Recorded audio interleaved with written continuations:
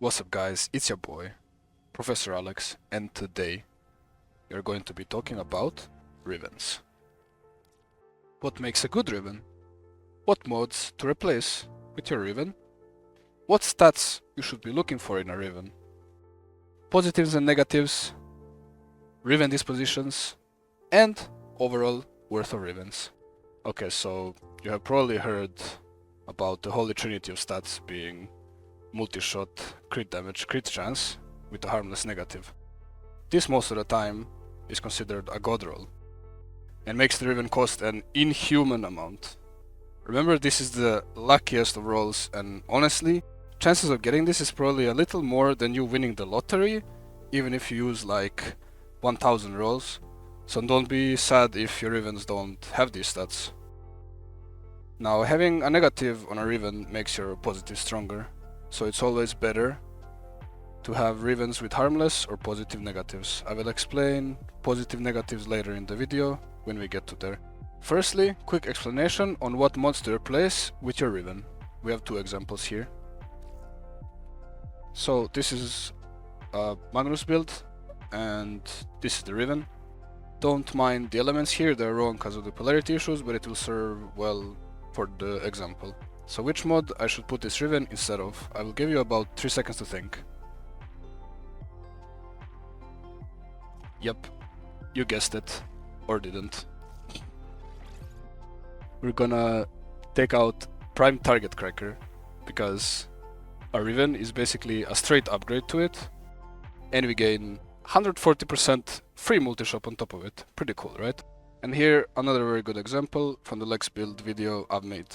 So this is the Riven, where I should put it. You have another 3 seconds to guess. Good job, now you for sure got it right. We are putting it instead of the electric mod, effectively getting a better version of barrel diffusion and hornet strike on top of the electricity, which is also higher than the base mod. I hope that clears out the basics. Guns and melee weapons are going to have different best stats and best negatives, but don't worry, we will go over all of them so you understand. Now, let's go over the positives and negatives to see which are good and which are not.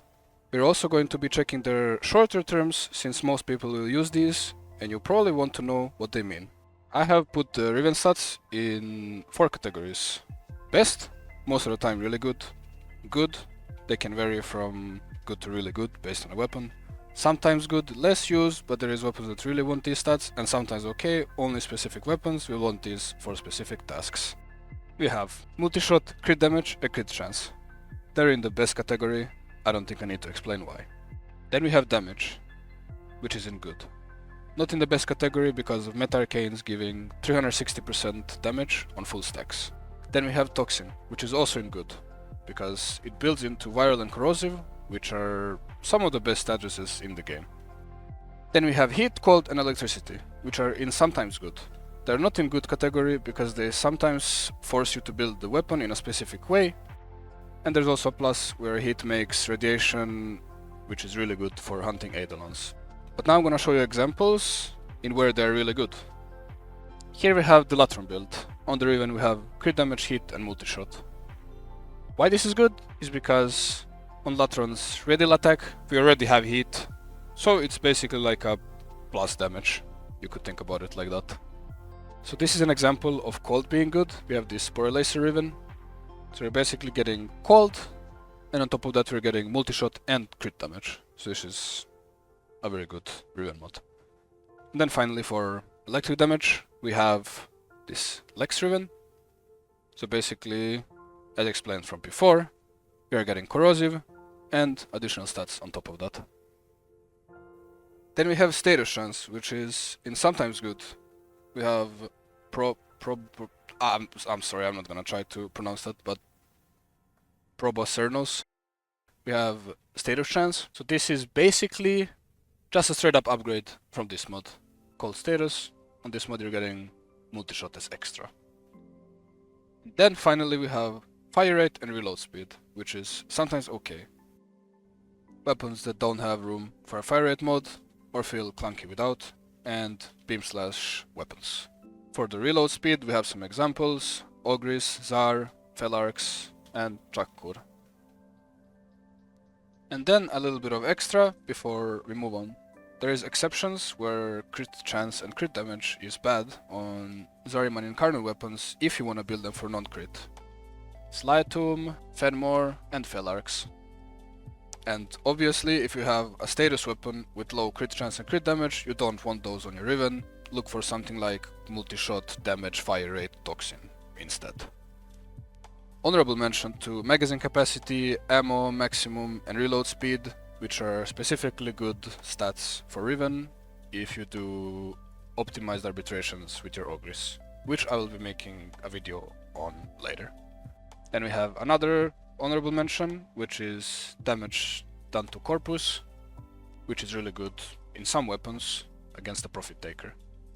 If you know there is a primed element mod in a weapon category, you don't want to have a Riven within the same category with the same element mod. This might be a bit confusing, but here's the example. I wouldn't like to have cold element on my rifle Rivens because primed cryo rounds exists, but I would be happy for it on my pistol Rivens if I want to build viral with it. Now let's move on to the harmless negatives.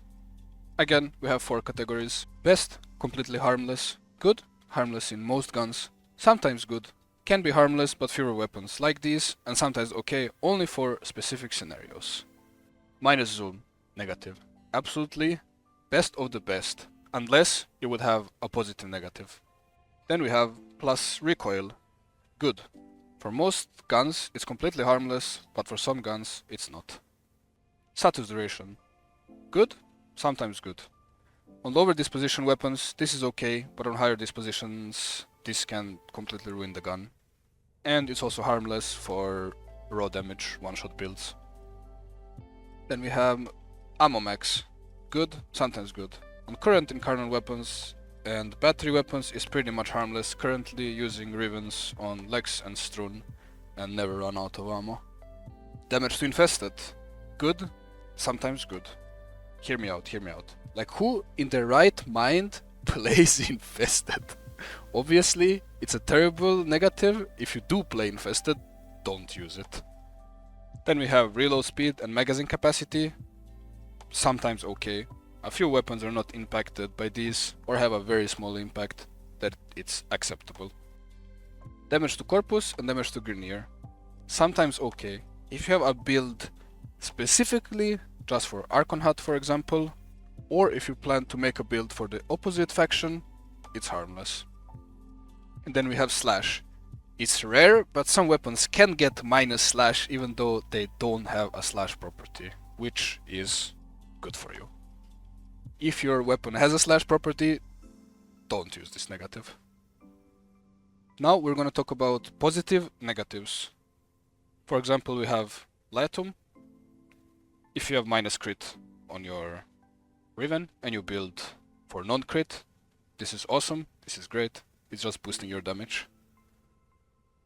And minus puncture and minus impact if your weapon has a slash property and you want to make it proc more often, or if your weapon doesn't have these properties, also can happen, but it's rare.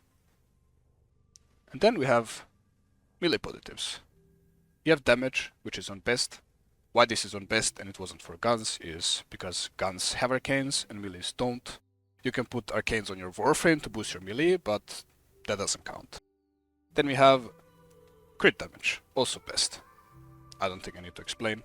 Obviously, unless you're using a status-based weapon, it's not going to be the greatest stat, but most of the time, it's the best. Then we have attack speed. Best, good. It's incredible for Profit Taker speedruns, if you're interested in that. And it's just really, really good on normal melee weapons. Range. Best, good.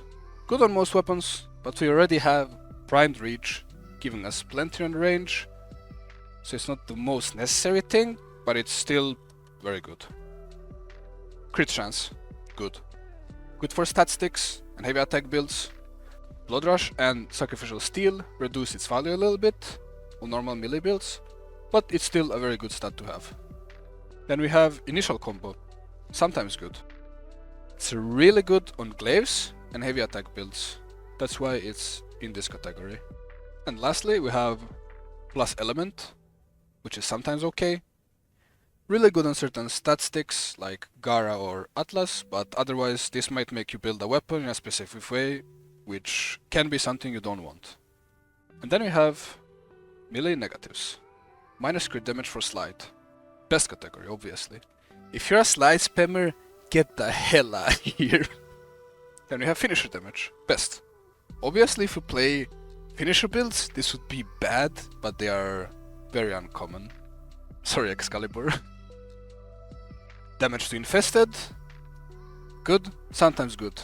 Yeah, we already had this talk about infested. I'm not gonna go over it again. And finally, damage to corpus and Grenier. Sometimes okay. Same like we talked before, only builds made specifically for the opposite faction can be used, otherwise don't use. Now let's talk about melee positive negatives. Combo duration. Makes the 2x combo not drop from initial combo when you heavy attack or explode your glaive, which could be a visual bug, but you never know. So it's good for glaives and heavy attack builds. And finally we have minus impact and puncture, same like on the guns, it just helps your weapon get more slash. Okay, so that's it for the stats. Now let's talk about Riven Disposition. So the lower the disposition, the harder it is to get a usable Riven. You can check your Riven Disposition here. It's not the most accurate thing ever, cause 3.6 and 4.4 disposition in the game will just be 4 circles, for example, but I will leave a link in the description of accurate dispositions that you can check out if you wish. Let's compare a high dispo Riven with a low dispo one. Here, if you only compare the multi-shot, we will see that the difference is huge. And there are both two positives and no negative. So be careful rolling low dispo Rivens, cause some of them might not be usable even if they have good stats. We can compare the Brahma Riven with a Vigilante armaments, for example. We can see that we lose a little bit of multi-shot to gain a bit more crit chance, but since in this specific example the Riven puts the Brahma over 100% crit, even though it's copium, it's somewhat usable. Without a Riven we would be at 92.5 crit chance, and as a person with OCD I just can't handle it, so I decided to use the Riven anyway. We will also get orange crits on average once every 5 shots, and who doesn't want to see orange crits? And then an example of a low dispo roll that's really not the greatest, but it is usable, this Braton Riven. You can easily just replace Serration in the build, giving us more damage and a lot more multi-shot.